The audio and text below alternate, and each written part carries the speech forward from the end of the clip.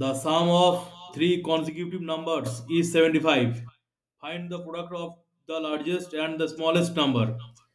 তো প্রথমে বুঝতে হবে আমাদের কনজিকিউটিভ নাম্বারটা কি, ভালো করে বোঝো। Find the some of three consecutive, consecutive মানে হচ্ছে পরপর নাম্বার, পরপর 1 2 3 4 এরকম 1 2 3 4 5 11 12 13 14 15 16 17 18 19 20 এইগুলো হচ্ছে কনজিকিউটিভ নাম্বার। তা কনজিকিউটিভ নাম্বার মানে হচ্ছে পরপর নাম্বার, ভালো করে বুঝবে। এই ধরনের কোশ্চেন পরীক্ষা আসবে, বারবার এর পরেও বারবার শেখানো হবে। এই প্রথম হচ্ছে, একবার আর হবে না তা নয়, ভালো করে বোঝার চেষ্টা করো, না বুঝলে ক্ষতি নেই। আবার বোঝানো হবে, আবার বোঝানো হবে, আবার বোঝানো হবে, হাজারবার বোঝানো হবে, বুঝিয়ে রেডি করে পরীক্ষায় পাঠানো হবে। এটা আমার দায়িত্ব। তো সুতরাং চিন্তার কারণ নেই, প্রথমবারে না বুঝতে পারলে হতাশা করে মাথায় হাত দিয়ে হায় রে বুঝলাম না এরকম কোনো দুঃখ করার কোনো কারণ নেই। তো দেখো, the some of three consecutive numbers is 75। তাহলে পরপর তিনটে নাম্বার হলো 75। তাহলে পরপর তিনটে নাম্বার তো নেই, পরপর তিনটে নাম্বার আমাদের এইভাবে ধরে নিতে হয়, ইকুয়েশন মেথডে করতে হয়। ফার্স্ট প্রথমে একটা নাম্বার ধরে নেবো এক্স। কথা বলবে না, কে এটা? বারবার বলছি, শুনতে পাচ্ছ না নাকি? তারপরটা হচ্ছে এক্স প্লাস ওয়ান। কেন এক্স প্লাস ওয়ান হলে পরেরটা বলছি, বোঝানোর সময় কথা বলতে না বলেছিলাম? এত তো কথা বলো, হয় না কেন পরীক্ষায়? তাহলে x plus two, X plus three, পরীক্ষার খাতা কি দেখাও, তবে আমি বিশ্বাস করবো তো ভালো ছেলে বলবো। আচ্ছা, তারপরে হচ্ছে 1 2 3 4, আরেকটা হচ্ছে এক্স প্লাস ফোর। কেন হলো, কেন হলো স্যার? ভালো করে বুঝবে। দেখো, ধরো পরপর নাম্বার আমি ধরছি 1 2 3 4 5, পরপর নাম্বার যে কোনো নাম্বার আমি ধরলাম 1 2 3 4 5, প্রত্যেকটার মধ্যে দেখো ওয়ান করে প্লাস প্লাস হচ্ছে। এটা দেখো ওয়ান ইনক্রিজ হলো, এটা দেখো ওয়ান ইনক্রিজ হলো, এটা দেখো ওয়ান ইনক্রিজ হলো, এটা দেখো ওয়ান ইনক্রিজ হলো। তার মানে বুঝতে পারলে 11 12 13 14 15 প্রত্যেকটা দেখো ওয়ান করে ইনক্রিজ হচ্ছে, plus one plus one plus one plus one. তাহলে একটা কি বুঝলে? Relation between consecutive numbers. Consecutive numbers মধ্যে রিলেশনটা কি? এদের মধ্যে ওয়ান ওয়ান ওয়ান ওয়ান করে ইনক্রিজ হয়, বা উল্টো দিক থেকে আসলে, রাইট থেকে লেফট সাইডে আসলে -1 -1 -1 1 1 করে ডিক্রিজ হয়। তাহলে রিলেশন বিটুইন কনজিকিউটিভ নাম্বারস এর মধ্যে বুঝতেই পারছো, ওয়ান ওয়ান করে ইনক্রিজ হয়। তাহলে আমি একটা নাম্বার এক্স যদি ধরি, তারপরেরটা কি হবে? তার থেকে ওয়ান ইনক্রিজ হবে, এক্স প্লাস ওয়ান। তারপরের নাম্বারটা কি হবে? এর সাথে আবার ওয়ান অ্যাড হবে, তাহলে ওয়ান ওয়ান অ্যাড হলে কি হবে? X plus two. তারপরেরটা কি ওয়ান অ্যাড হবে, তাহলে কি হবে? X plus three. তারপরটা ওয়ান অ্যাড হবে, তাহলে কি হবে? X plus four. এই হলো আমি পাঁচটা কনজিকিউটিভ নাম্বার সাপোজ ধরে নিলাম। এক্স কেন ধরলাম স্যার? এক্স হচ্ছে ইকুয়েশন মেথডে এক্স ধরে করতে হয়, অ্যালজেব্রা মেথডে করলে এক্স ধরে করতে হয়। তাহলে এই ধরনের অঙ্কগুলো আমাদের এক্স ধরে করতে হবে। তাহলে এক্স এক্স ধরে ধরে করলাম। তাহলে একটা হলো এক্স, আর একটা হলো এক্স প্লাস ওয়ান, আর একটা হলো এক্স প্লাস টু, আর একটা হলো এক্স প্লাস থ্রি, আর একটা হলো এক্স প্লাস ফোর। তাহলে পরপর পাঁচটা নাম্বার ধরে ফেললাম সাপোজ। এবার কোশ্চেনের মধ্যে আসছি। The some of three consecutive numbers, sorry three বলেছে এখানে, আমরা ফাইভ ধরেছি। তাহলে ফাইভ ধরেছি, আমাদের বাকি দুটো কেটে দাও, এটা আর এটা কেটে দাও, তাহলে থ্রি হবে। এই তিনটে ধরে ফেলেছি আমরা। এবার বলেছে তাদের সাম কত দেওয়া আছে কোশ্চেনের মধ্যে? 75।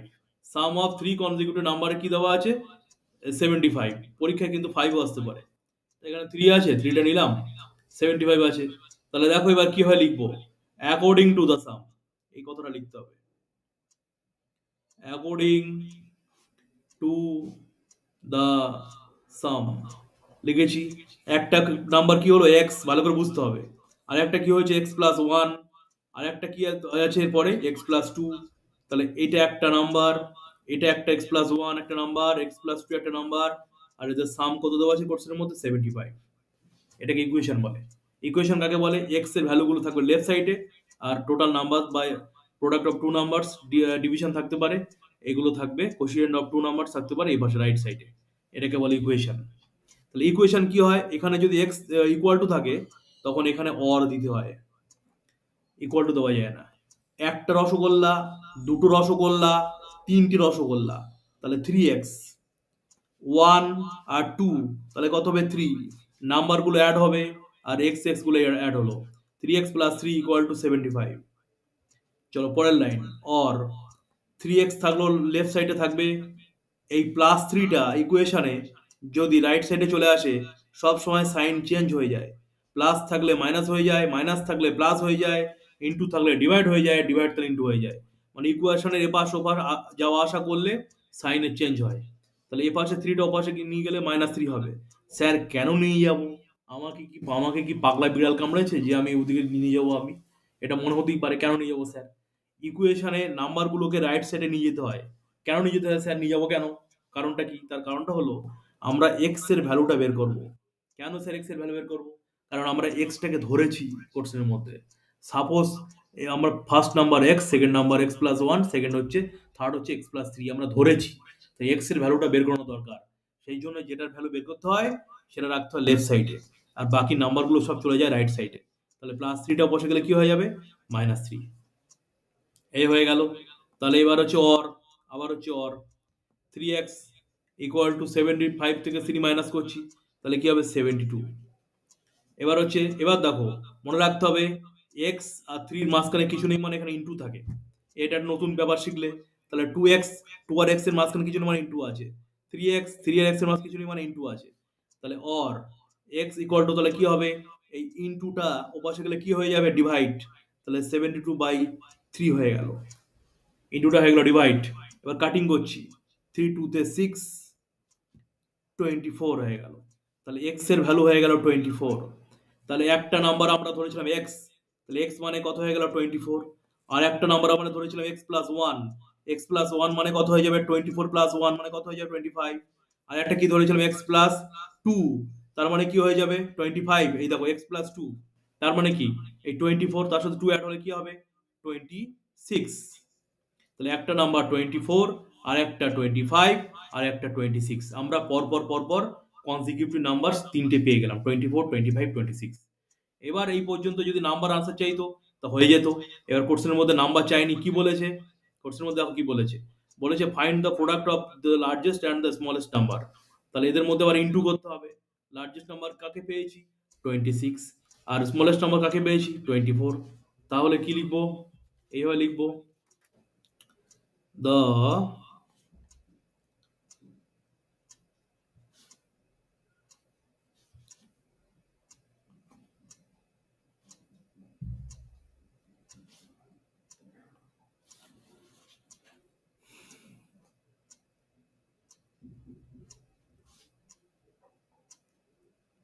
the product of the largest and smallest number, largest number কি হয়েছে? 26, আর smallest number কি হয়েছে? 24। এটা কিন্তু এই ধরনের কোশ্চেন কিন্তু পরীক্ষা খুব আসে। আর যদি এটা নাও চাইতে পারে, ডিভিশন বলতে পারে, ডিফারেন্স বলতে পারে, অনেক কিছু চাইতে পারে, এটা ভালো করে করবে। তাহলে 26 আর 24 আমরা ইনটু করি, করলে দেখবে হবে 6 to 4। এটাই হবে মোস্ট প্রবাবলি, এটাই আনসার হবে। তাহলে এটা হলো রাইট আনসার। দেখো এই এই কোশ্চেনটা আমি আবার বোঝাচ্ছি, সুতরাং ভালো করে বোঝার চেষ্টা করবে। ভালো করে কথা কম বলে বোঝার চেষ্টা কর। কথা বললে কিছুই বুঝতে পারবে না, কিছুই শিখতে পারবে না, বেকার বেকার পরীক্ষা ফেলটা করবে। সুতরাং বোঝো, মুখটা বন্ধ করে বোঝো। ক্লাসের মধ্যে আমি বকবো, তোমরা চুপ করে বুঝবে শুধু। আচ্ছা দেখো এবার, the some of 3 consecutive numbers is 75। তাহলে কনজিকিউটিভ নাম্বার মানে হচ্ছে পরপর নাম্বার, মাথার মধ্যে ঢোকাও। কনজিকিউটিভ নাম্বার মানে হচ্ছে পরপর নাম্বার। তা কনজিকিউটিভ নাম্বারের মধ্যে আমরা রিলেশনটা কি বুঝেছিলাম? যে এদের মধ্যে ওয়ান ওয়ান করে ইনক্রিজ হয়। এটা তো ওয়ানের বাচ্চারাও জানে। 10, 11, 12, 13, 14, 15। 10 থেকে 1 ইনক্রিজ হলে 11, 11 থেকে 1 ইনক্রিজ হলে 12। এগুলি হলো কনজিকিউটিভ নাম্বার। তাদের সাম দেওয়া আছে 75। তাহলে কোশ্চেনের মধ্যে আমরা কনজিকিউটিভ নাম্বার একটা কাকে ধরে নেব? আমরা ধরে নেব সাপোজ একটা হচ্ছে এক্স, আর একটা কি হবে? তাহলে তার থেকে ওয়ান বেশি, এক্স প্লাস ওয়ান। তার থেকে ওয়ান বেশি, এক্স প্লাস টু। তিনটি কনজিকিউটিভ নাম্বার ধরে নিলাম, হয়ে গেল। এবার দ্য সাম বলেছে, তাহলে according to the question or according to the sum যে কোনোটা লিখতে পারি, লিখলাম। তাহলে x plus one plus x plus two equal to 75 লিখে ফেলেছি। কেন লিখলাম স্যার এটা? কারণ এটাও সাম, এটাও সাম, এটাও একটা নাম্বার আর একটা নাম্বার, একটা নাম্বার, তিনটে নাম্বারে সাম করে ফেলেছি। এটাও সাম দেওয়া আছে, তাই ইকুয়াল টু হলো, তাই এটা ইকুয়েশন। ভালো করে মাথা ঢোকাতে হবে। এরপরে যদি ঢুকতে না, মাথায় না ঢোকে, না বুঝতে পারো, চিন্তার কারণ নেই, হাজারবার বোঝানো হবে পরে। তাহলে এই একটা রসগোল্লা বললাম বোঝানোর জন্য, এই একটা রসগোল্লা বললাম, এই একটা রসগোল্লা বললাম, তিনটে রসগোল্লা হলে 3x। আর একটা এদিকে বুঝতে হবে, 2 আর 1 অ্যাড করলে 3, তাহলে 3x প্লাস 3 ইকুয়াল টু 75। এবার 3টা ওপাশে চলে যাবে। কেন যাবে স্যার? কারণ নাম্বারগুলোকে সবসময় রাইট সাইডে নিয়ে যেতে হয়, মাথার মধ্যে ঢোকাও। নাম্বারগুলো রাইট সাইডে নিয়ে যেতে হবে। স্যার রাইট সাইডেই সবসময় নিয়ে যেতে হবে, লেফট সাইডে নিয়ে গেলে হবে না। হ্যাঁ হবে, বড় ক্লাসে উঠে শিখবে, এখন নিয়ে যাবো রাইট সাইডে। তাহলে এদিকে নিয়ে আসলে মাইনাস টাইনাস হয়ে যাবে, প্রবলেম হবে, বড় ক্লাসে উঠে শিখবে 7-8-এ। তাহলে 3x ইকুয়াল টু 75 মাইনাস 3, তাহলে কি হলো 72 হলো। তাহলে 3 আর x এর মাঝখানে কিছু নেই মানে কি আছে স্যার, ইন্টু আছে, 12 বলেছি, ইন্টুটা বসে গেলে কি হবে, ডিভাইড হবে, কাটিং করে 24 হয়ে গেল, x এর ভ্যালু 24 হয়ে গেল।